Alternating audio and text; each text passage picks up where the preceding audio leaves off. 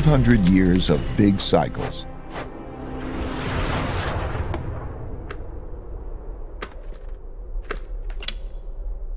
I'm going to describe the typical cycle by dividing it into 3 phases: the rise, the top, and the decline. The rise. Successful new orders that rise, both internal and external, are typically started by powerful revolutionary leaders doing 4 things. First, they win power by gaining more support than the opposition. Second, they consolidate power by converting, weakening, or eliminating the opposition so they don't stand in their way. Third, they establish systems and institutions that make the country work well. And fourth, they pick their successors well, or create systems that do that. Because a great empire requires many great leaders over several generations. At this stage, soon after winning the fight, there is typically a period of peace and growing prosperity because the leadership is clearly dominant and has broad support, so no one wants to fight it. During this phase, leaders within the country have to design an excellent system to raise the country's wealth and power. First and foremost, to be great, they must have strong education, which is not just teaching knowledge and skills, but also strong character, civility, and work ethic.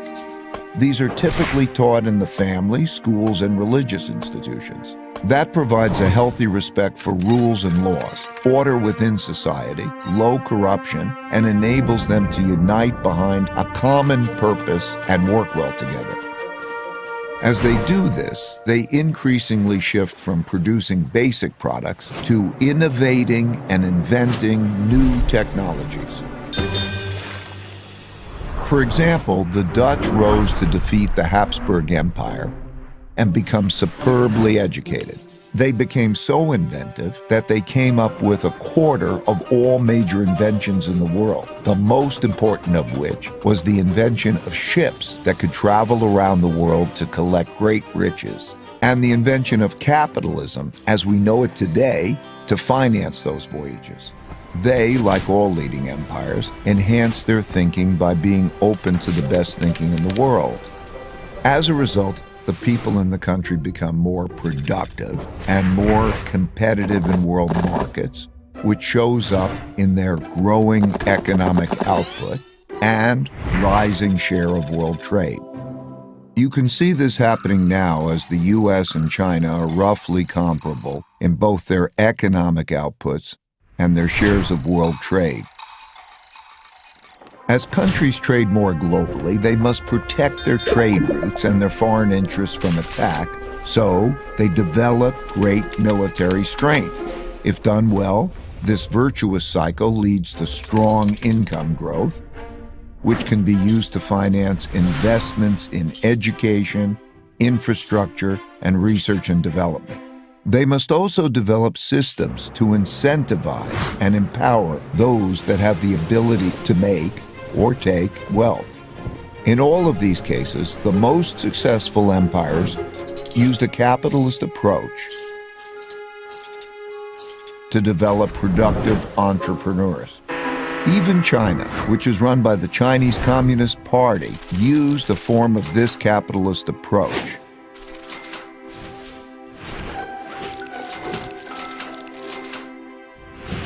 Deng Xiaoping, when asked about this, said, "It doesn't matter if it's a white cat or a black cat, as long as it catches mice. And it's glorious to be rich." To do this well, they must develop their capital markets. Most importantly, their lending, bond, and stock markets. That allows people to convert their savings into investments to fund invention and development, and share in the successes of those who make great things happen.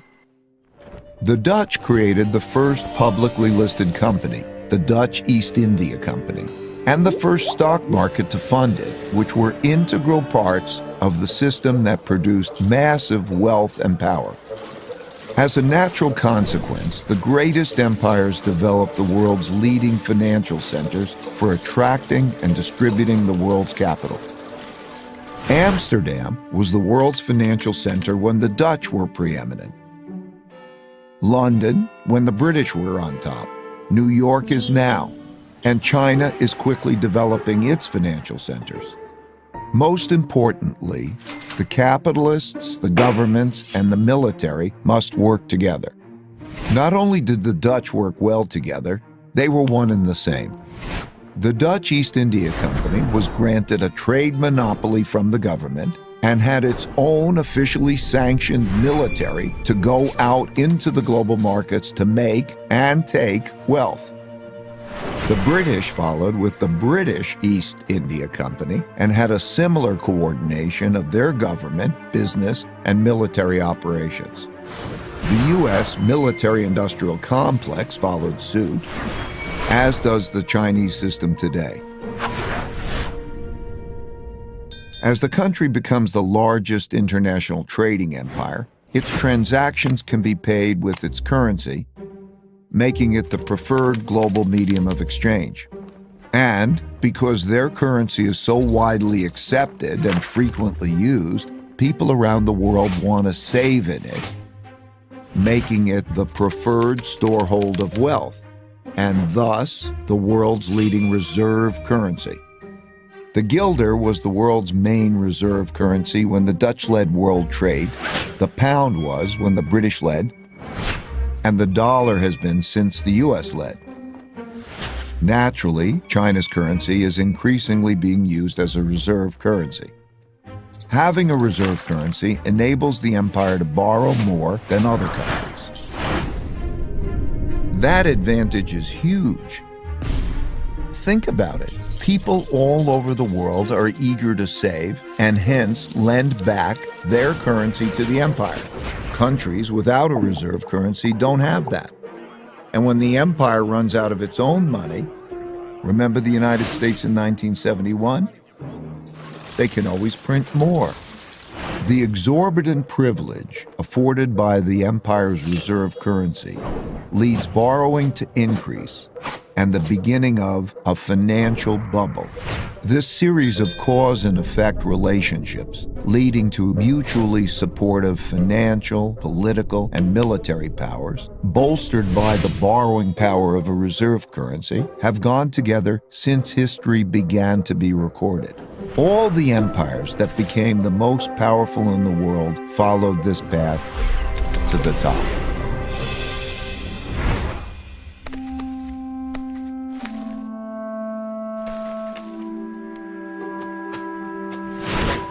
While in the top phase, most of these strengths are sustained, embedded within the fruits of their success are the seeds of their decline. As a rule, as people in these rich and powerful countries earn more, that makes them more expensive and less competitive relative to people in other countries who are willing to work for less.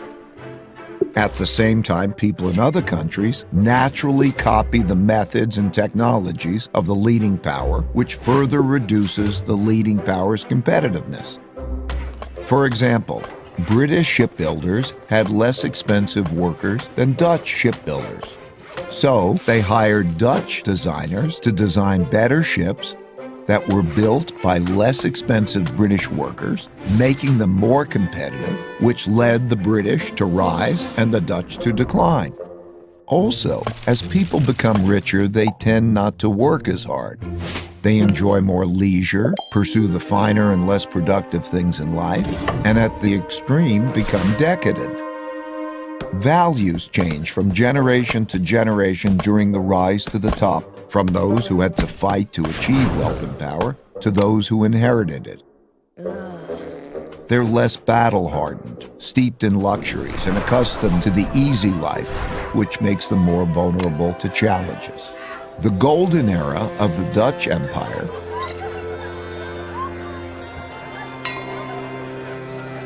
and the Victorian era of the British Empire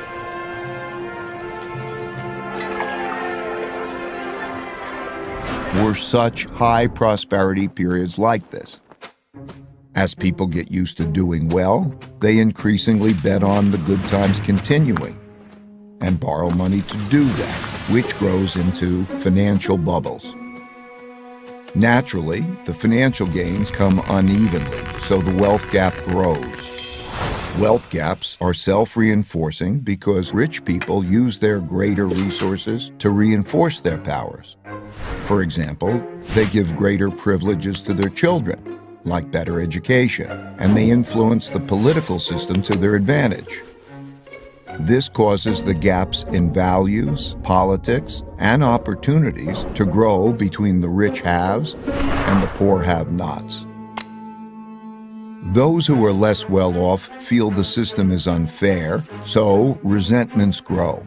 But as long as the living standards of most people are still rising, these gaps and resentments don't boil over into conflict. Having the world's reserve currency inevitably leads to borrowing excessively and contributes to the country building up large debts with foreign lenders. While this boosts spending power over the short term, it weakens the country's financial health and weakens the currency over the long term. In other words, when borrowing and spending are strong, the empire appears very strong, but its finances are in fact being weakened. The borrowing sustains the country's power beyond its fundamentals by financing both domestic overconsumption and international military conflicts required to maintain the empire. Inevitably, the cost of maintaining and defending the empire becomes greater than the revenue it brings in, so having an empire becomes unprofitable. For example, the Dutch Empire overextended around the world and fought war after increasingly expensive war with the British and other European powers to protect its territory and trade routes. The British Empire similarly became massive, bureaucratic, and lost its competitive advantages as rival powers, particularly Germany, soared, leading to an increasingly expensive arms race and world war. The U.S. has spent about $8 trillion on foreign wars and their consequences since September 11th, and trillions more for other military operations and for supporting military bases in 70 countries. And it still isn't spending enough to support its military competition with China in the area around China. In this cycle, the richer countries eventually get deeper into debt by borrowing from poorer countries that save more. It's one of the early signs of a wealth and power shift. This started in the United States in the 1980s when it had a per capita income 40 times that of China's and started borrowing from Chinese who wanted to save in dollars because the dollar was the world's reserve currency. Similarly, the British borrowed a lot of money from its much poorer colonies, and the Dutch did the same at their top. If the empire begins to run out of new lenders, those holding their currency begin to look to sell and get out rather than to buy, save, lend, and get in.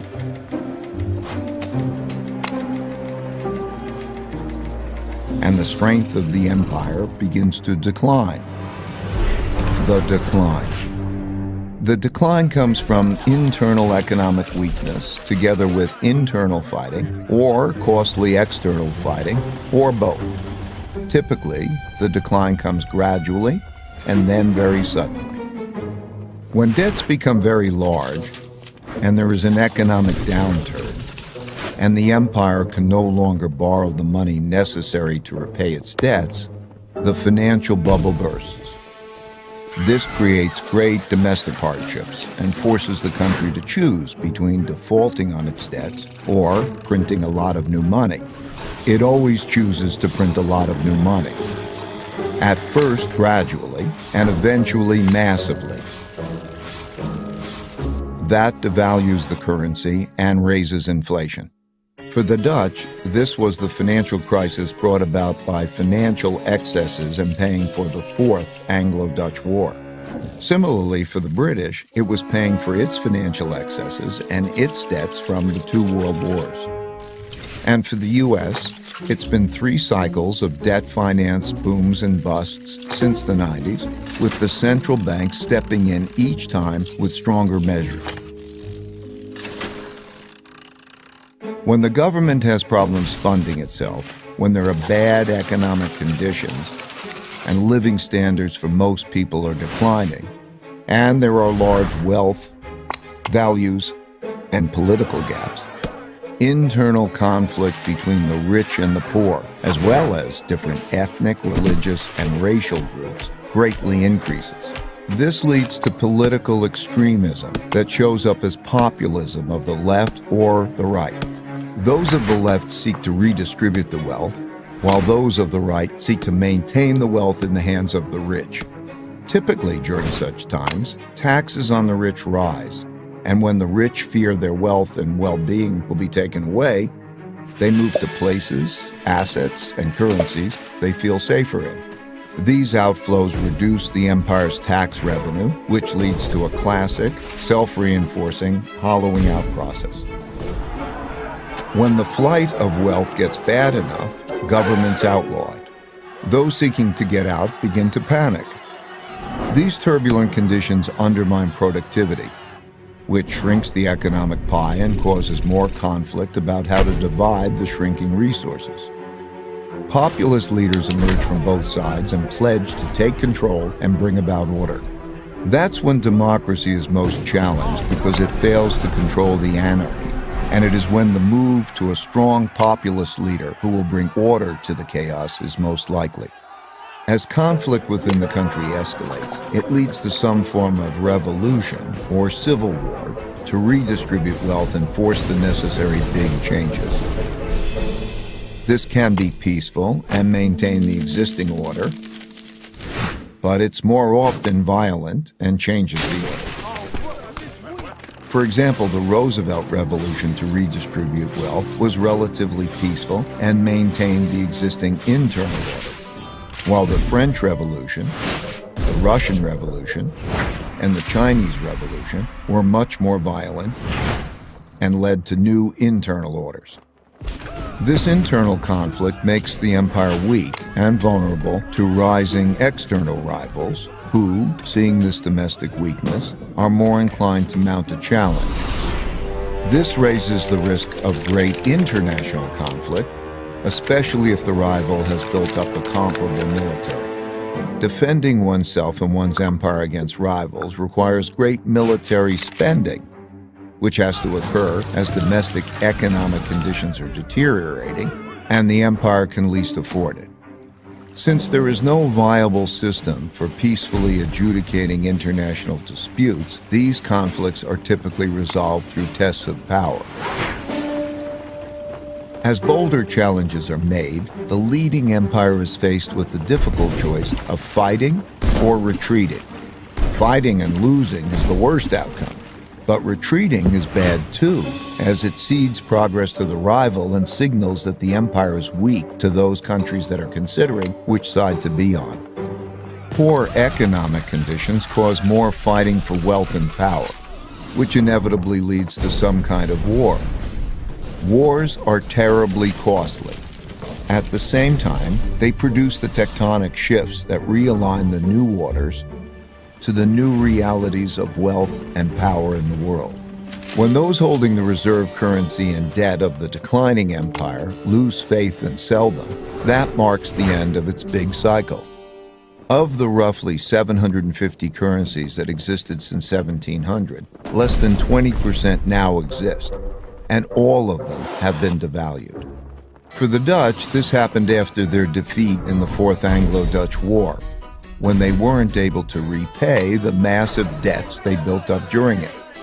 This led to a run on the Bank of Amsterdam and a desperate sell-off, forcing massive money printing,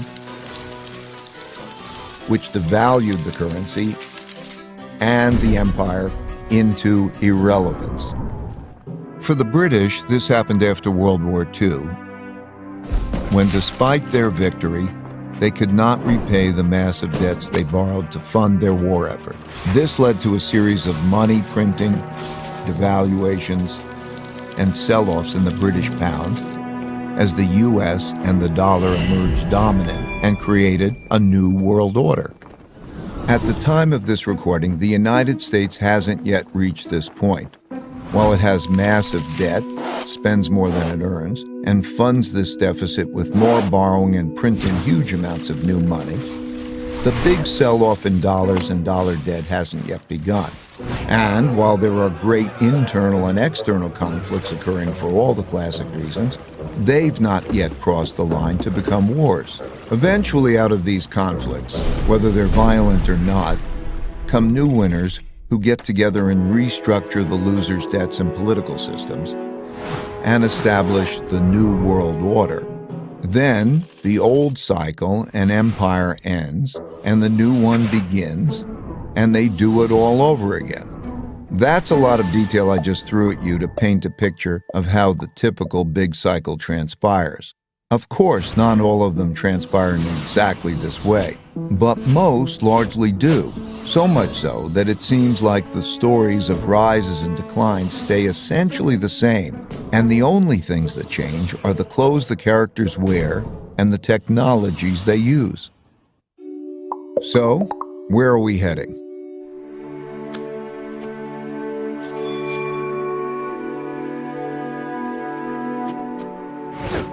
The future.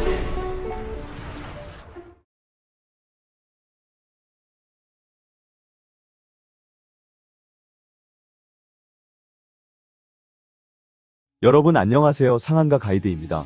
저희는 돈이 되는 부업과 재테크에 대한 정보를 제공하는 공유방을 운영하고 있습니다. 영상을 보신 후 하단 고정 댓글 링크를 통해 공유방 입장 안내를 받아보시길 바라겠습니다. 상한가 가이드 구독, 좋아요, 알림 설정까지 부탁드립니다. 감사합니다.